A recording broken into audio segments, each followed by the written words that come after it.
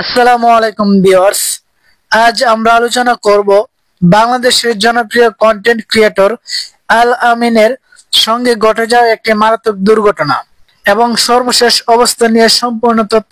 বন্ধুগণ, ভিডিওটি সম্পূর্ণ দেখতে থাকুন। আল আমিন ময়মনসিংহের গৌরীপুর উপজেলার একজন কন্টেন্ট ক্রিয়েটর।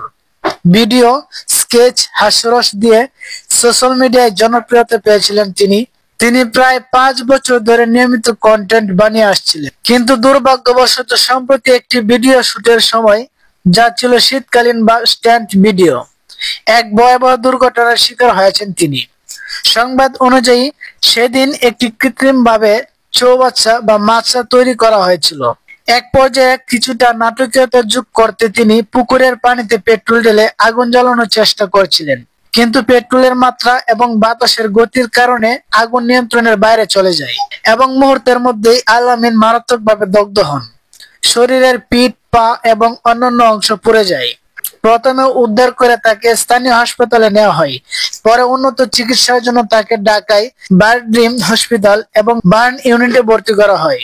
চিকিৎসকেরা জানিয়েছেন তার শরীরে প্রায় 35 থেকে 40% দগ্ধ হয়েছে। বর্তমান অবস্থার উন্নতি হয়েছে, তবে এখনো সংকটাপন্ন। সিসিইউতে নিবিড় পর্যবেক্ষণের মধ্যে।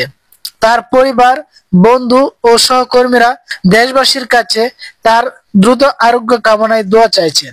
এই ঘটনা সোশ্যাল মিডিয়ায় ভাইরাল হয়েছে এবং অনেকেই উদ্বেগ এবং দোয়া জানাচ্ছেন।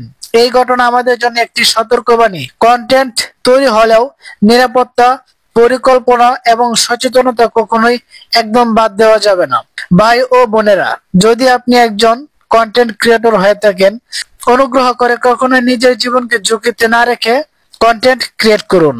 বন্ধুগণ, আল আমিন যেন দ্রুত আরোগ্য লাভ করেন, আমরা তার জন্য সবাই দোয়া করব। ভিডিওটি শেয়ার করবেন, লাইক করবেন, আর সচেতন হওয়ার জন্য একটা গঠনমূলক কমেন্ট করে যাবেন।